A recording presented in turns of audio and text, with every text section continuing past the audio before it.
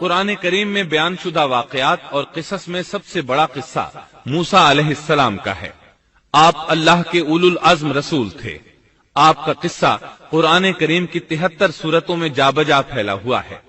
73 سورتوں میں پھیلے ہوئے قصے کو یکجا کرنا آسان کام نہیں۔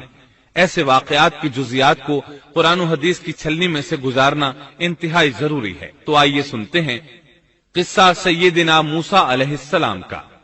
اللہ تعالی سورۃ القصص آیت 1 تا 3 میں فرماتے ہیں، شروع اللہ کے نام سے جو بڑا مہربان نہایت رحم والا ہے۔ تا سین میم، یہ روشن کتاب کی آیات ہیں۔ ہم آپ کے سامنے موسیٰ اور فرعون کا صحیح واقعہ بیان فرماتے ہیں ان لوگوں کے لیے جو ایمان رکھتے ہیں۔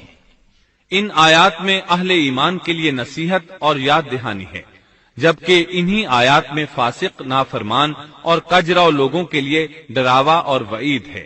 فرعون یعنی ولید بن مصعب بہت جابر اور ظالم شخص تھا۔ ظلم و جبر کی ان آخری حدوں کو پہنچ گیا تھا جن تک شاید انسانوں میں سے کوئی بھی نہ پہنچا ہوگا، یہاں تک کہ اس نے رب ہونے کا دعویٰ کر دیا۔ وہ اللہ تعالیٰ کا انکار کرتے ہوئے کہا کرتا تھا۔ فرعون کہنے لگا، اے درباریو، میں تو اپنے سوا کسی کو تمہارا معبود نہیں جانتا۔ کہنے لگا، تم سب کا رب میں ہی ہوں۔ اس نے الوہیت اور ربوبیت دونوں میں اللہ تعالی سے جھگڑا کیا۔ یقیناً فرعون نے زمین میں سرکشی کر رکھی تھی اور وہاں کے لوگوں کو گروہ گروہ بنا رکھا تھا اور ان کے ایک فرقے کو کمزور کر رکھا تھا، اور ان کے لڑکوں کو تو ذبح کر ڈالتا تھا اور ان کی لڑکیوں کو زندہ چھوڑ دیتا تھا۔ بلا شک و شبہ وہ تھا ہی فساد کرنے والوں میں سے۔ اس نے لوگوں کے گروہ اور جماعتیں بنا رکھی تھیں۔ فرعون کے زمانے میں بنی اسرائیل سب سے حقیر اور کم درجہ قوم تھی۔ فرعون نے انہیں حد درجے ذلیل اور بے عزت بنا رکھا تھا۔ سبھی کو معاشرے میں نچلے طبقے میں شمار کیا جاتا تھا، جبکہ مصر میں یہی لوگ شاہانہ زندگی گزارا کرتے تھے۔ فرعون نے اعلان کرا رکھا تھا کہ بنی اسرائیل سب کے سب غلام ہیں۔ وہ ان سے زر خرید غلاموں کی طرح مزدوری لیا کرتا تھا۔ ان کی عورتوں سے لونڈیوں باندیوں جیسا برتاؤ کیا جاتا تھا۔ وہ جو چاہتا تھا ان سے کرتا تھا۔ اس نے یہ حکم اپنی رعایا میں عام دے رکھا تھا۔ مصر کے باشندے اعلیٰ درجے کے لوگ سمجھے جاتے تھے، وہ قبطی کہلاتے تھے۔ فرعون نے بنی اسرائیل کو غلام اور محکوم بنا رکھا تھا، اور اس نے ان میں سے ایک فرقے کو کمزور کر رکھا تھا۔ بنی اسرائیل اس ذلت سے نجات پانے کا انتظار کر رہے تھے، اور اس کی وجہ یہ تھی کہ انہیں ایک بشارت ملی ہوئی تھی۔ اس کے مطابق ان کا نظریہ تھا کہ فرعون کے گھر سے ایک بچہ نکلے گا جو انہیں نجات دلائے گا، اور یہ بھی بیان کیا جاتا ہے کہ یہ بشارت انہیں اس طرح ملی تھی کہ خود فرعون نے خواب دیکھا تھا کہ بیت المقدس سے آگ نکل کر مصر کی جانب بڑھتی چلی آ رہی ہے۔ وہ آگ مصر میں موجود تمام لوگوں کو جلائے ڈالتی ہے، مگر اس آگ سے بنی اسرائیل کے گھر محفوظ رہتے ہیں۔ فرعون نے اس خواب کی تعبیر کاہنوں سے پوچھی۔ وہ کاہن اس کے نزدیک عالم تھے۔ انہوں نے خواب کی تعبیر یہ بتائی کہ بنی اسرائیل میں ایک بچہ ایسا پیدا ہونے والا ہے جس کی وجہ سے مصریوں کی ہلاکت ہوگی۔ یہ تعبیر سن کر فرعون ڈر گیا۔ تب اس نے ایک خوفناک حکم جاری کیا، بنی اسرائیل میں جو بچہ پیدا ہو اسے قتل کر دیا جائے۔ اللہ کی قدرت دیکھیے کہ ہارون علیہ السلام اس سے پہلے پیدا ہو چکے تھے اور موسیٰ علیہ السلام کی والدہ امید سے تھی۔ فرعون نے اپنا حکم یوں جاری کیا تھا کہ اگر ان کے ہاں بیٹے پیدا ہوں تو انہیں قتل کر دو، بیٹیاں پیدا ہوں تو انہیں زندہ چھوڑ دیا جائے۔ چنانچہ ایسا ہی کیا جانے لگا۔ ہر نو مولود بچے کو قتل کیا جانے لگا، بچیوں کو چھوڑ دیا جاتا۔ یہ تھا بچوں کو ذبح کرنے کا حکم جو بنی اسرائیل میں شروع ہوا۔ اس کا طریقہ انہوں نے یہ اختیار کیا کہ ہر حاملہ خاتون کی نگرانی شروع کر دی۔ دایا عورتوں کے ذمے یہ ڈیوٹی لگائی کہ حاملہ مستورات کی اطلاع دیں گی، اور جو دایا اطلاع نہ دیتی اسے بھی قتل کر دیا جاتا۔ اس طرح فرعون اور اس کے وزیروں کو ہر نو مولود سے باخبر رکھا جاتا تھا۔ ان دنوں سیدنا موسیٰ علیہ السلام کی والدہ اپنے حمل کے ابتدائی دنوں میں تھیں۔ انہوں نے اس بات کو چھپائے رکھا اور دایا کا کام کرنے والی عورتوں سے بھی خود کو چھپائے رکھا، یہاں تک کہ درد ذہ کا وقت آ پہنچا اور انہوں نے بچے کو جنم دیا۔ इस बारे में सिवाय करीबी लोगों के कोई नहीं जानता था। बच्चे की पैदाइश के बाद वो फिक्रमंद रहने लगी। हमल के दिनों में तो उन्होंने खुद को छुपा लिया था, अब बच्चे को कैसे छुपाएं? फिर भी अपनी पूरी कोशिश करती रहीं, यहां तक कि उनके पास अल्लाह का हुक्म आ गया। ये हुक्म अल्लाह ने उनके दिल में डाला था, यानी इल्का किया गया था। ये वो वही नहीं थी जो पैगंबरों पर आती है। और हमने मूसा की माँ को वही की कि इसे दूध पिलाती रह, और जब तुझे इसकी निस्बत कोई खौफ मालूम हो तो इसे दरिया में बहा देना, और कोई डर खौफ या रंज गम न करना। हम यकीनन इसे तेरी तरफ लौटाने वाले हैं और इसे अपने पैगंबरों में बनाने वाले हैं। मतलब ये था कि जब तफ्तीश और तहकीक शुरू हो या खतरात बढ़ जाएं तो इसे दरिया में डाल दें।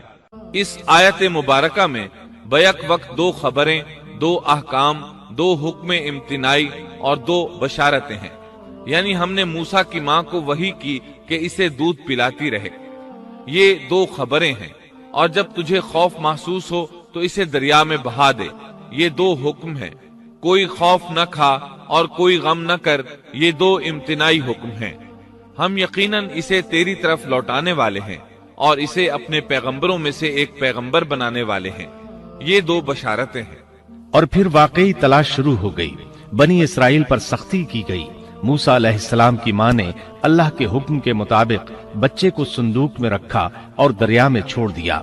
साथ ही मूसा अलैहिस्सलाम की बहन से कहा, तू भी इसके पीछे पीछे चलती जा। चुनाचे वो दरियाए नील की मौजों में चले और उनकी बहन किनारे किनारे चली, अपने भाई की निगरानी करती जा रही है कि दरिया में डालने के बाद क्या बनता है। अल्लाह ताला सूरतुल कसस आयत 11 में फरमाते हैं, मूसा की वालिदा ने उनकी बहन से कहा, तू इसके पीछे पीछे जा। तो वो उसे दूर से देखती रही और फिरौनियों को इसका इल्म भी न हुआ। संदूक बहता हुआ फिरौन के महल्लात के करीब आन ठहरा। महल्लात दरियाए नील के किनारे थे। अल्लाह ताला सूरतुल कसस में फरमाते हैं, आखिर फिरौन के आदमियों ने संदूक उठा लिया। आखिरकार यही बच्चा उनका दुश्मन हुआ और उनके रंज का बायस बना। अब वो इसकी भलाई चाह रहे हैं, लेकिन वही फिरौनियों के लिए वबाल जान बनने वाला था। अल्लाह सूरतुल कसस आयत 8 में फरमाते हैं, कुछ शक नहीं कि फिरौन और हामान और उनके लश्कर थे ही खताकार। फिरौन की बीवी ने फौरन पहचान लिया कि ये बच्चा बनी इसराइल में से है। चुनाचे उसने कहा, और फिरौन की बीवी ने कहा, ये तो मेरी और तेरी आंखों की ठंडक है, इसे कत्ल न करो। बहुत मुमकिन है ये हमें कोई फायदा पहुंचाए या हम इसे अपना बेटा ही बना लें। और ये लोग शऊर ही नहीं रखते थे। मतलब ये कि इस पूरे मामले में अल्लाह ताला की तदबीर से उन्हें आगाही नहीं थी। इस पर फिरौन ने कहा, ये सिर्फ तेरी आंखों की ठंडक है, मेरी नहीं। मैं नहीं चाहता बनी इसराइल का कोई बच्चा मेरी निगरानी में पले, लिहाजा ये सिर्फ तेरी ही आंखों की ठंडक है। इब्ने अब्बास रजी अल्लाह अन्हुमा फरमाते हैं, अगर फिरौन ये बात कह देता कि ये मेरी भी आंखों की ठंडक है तो अल्लाह ताला उसे हिदायत दे देता, लेकिन उसने यूं कहा, ये सिर्फ तेरी आंखों की ठंडक है, मेरी नहीं। और फिर हुआ भी यही। मूसा अलैहिस्सलाम आसिया की आंखों की ठंडक बन गए, फिरौन की आंखों की ठंडक न बने। अल्लाह ताला सूरतुल कसस आयत 10 में फरमाते हैं, और मूसा की वालिदा का दिल बेकरार हो गया। यानी उसका दिल मूसा अलैहिस्सलाम की याद के अलावा दुनिया की हर चीज से खाली हो गया। माँ की मोहब्बत और माँ के दिल का हाल जरा देखिए। मुसीबत में उस पर क्या गुजरती है। वो मेहरबानी जो माँ के दिल में होती है, वो मोहब्बत जो सिर्फ उसी दिल का खासा है। हम मर्दों की जमात इस कैफियत को नहीं जानती जो मुसीबत के वक्त माँ के दिल पर गुजरती है। चुनाचे अल्लाह ताला फरमा रहे हैं, और मूसा की वालिदा का दिल बेकरार हो गया। यानी मूसा अलैहिस्सलाम की मोहब्बत के सिवा उस दिल में और कुछ न रहा। हर वो चीज जो उसे दुनिया में प्यारी थी, मूसा की मोहब्बत पर गालिब ना आ सकी। बस दिल में मूसा ही मूसा थे। अल्लाह ताला सूरतुल कसस आयत 10 में फरमाते हैं, करीब थी कि इस वाक़े को बिल्कुल जाहिर कर देती अगर हम उनके दिल को ढारस न दे देते। ये इसलिए कि वो यकीन करने वालों में रहे। अब देखिए अल्लाह ताला के काम। उनके नूरे चश्म को किस तरह उनकी तरफ वापस लौटाया। बच्चा जब महल में पहुंचा तो उसने दूध के लिए रोना शुरू कर दिया। اس کے پاس دودھ پلانے والیاں لائی گئیں، لیکن بچے نے کسی عورت کا دودھ نہ پیا۔ آخر وہ بچے کو اٹھا کر باہر لائے۔ اللہ آیت 12 میں فرماتے ہیں، اور ان کے پہنچنے سے پہلے ہم نے موسیٰ پر دائیوں کا دودھ حرام کر دیا تھا۔ جو عورت بھی آپ کو دودھ پلانے کی کوشش کرتی ناکام ہو جاتی۔ اب ظاہر ہے یہ رکاوٹ تو اللہ تعالیٰ کی طرف سے تھی، کوئی دودھ پلانے میں کامیاب ہو بھی کیسے سکتی تھی۔ ادھر موسیٰ علیہ السلام کی بہن دور کھڑی یہ سب دیکھ رہی تھی۔ سورۃ القصص آیت 12 میں ہے، یہ کہنے لگیں، کیا میں تمہیں ایسا گھرانہ نہ بتاؤں جو اس بچے کی تمہارے لیے پرورش کرے اور ہوں بھی وہ اس بچے کے خیر خواہ۔ انہوں نے پوچھا، اے بچی تو کیسے جانتی ہے کہ وہ اس بچے کی خیر خواہی کریں گی؟ بچی نے جواب دیا، اس لیے کہ وہ ایک غریب گھرانہ ہے۔ جب انہیں معلوم ہوگا کہ یہ بچہ فرعون کے گھر سے آیا ہے تو انہیں انعام و اکرام ملنے کی امید رہے گی۔ اس گھر میں ایک نیک سیرت خاتون ہے، وہ اس بچے کو بخوشی دودھ پلانا قبول کرے گی۔ انہوں نے کہا، چلو ٹھیک ہے۔ چنانچہ آپ کی بہن انہیں گھر لے آئی۔ والدہ محترمہ نے بچے کو دودھ پلایا تو آپ نے فوراً دودھ پینا شروع کر دیا۔ سیدہ آسیہ نے ان کی طرف پیغام بھیجا کہ وہ محل میں آ جائے اور جب تک بچہ دودھ پیتا رہے وہ اس کے پاس محل ہی میں رہے، لیکن موسیٰ علیہ السلام کی ماں نے انکار کر دیا۔ انہوں نے کہا، میرے اہل و عیال ہیں، میرے خاوند بھی ہیں، لہٰذا ان کے ہوتے ہوئے میں گھر نہیں چھوڑ سکتی۔ اب چونکہ بچے نے کسی اور کا دودھ پینا قبول نہیں کیا تھا، اس لیے وہ خود بچے کو لے کر آتے تھے۔ اس طرح موسیٰ علیہ السلام کی والدہ کا بے حد احترام ہونے لگا۔ فرعون کے ہر کارے تحفے تحائف ان کے گھر لانے لگے۔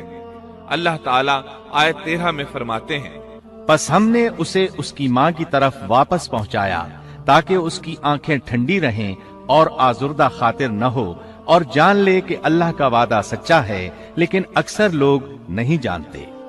اس طرح موسیٰ علیہ السلام شاہی محل میں پلنے بڑھنے لگے، یہاں تک کہ 18 سال کے خوبرو نوجوان ہو گئے۔ اللہ تعالیٰ آیت 14 میں فرماتے ہیں، اور جب موسیٰ اپنی جوانی کو پہنچ گئے اور پورے توانا ہو گئے تو ہم نے انہیں علم و حکمت عطا فرمایا۔ نیکی کرنے والوں کو ہم اسی طرح بدلہ دیا کرتے ہیں۔ سبيل مريح تنهد يا صاحي كي تستريح وغص الدعاء الخفي الصريح يا سعد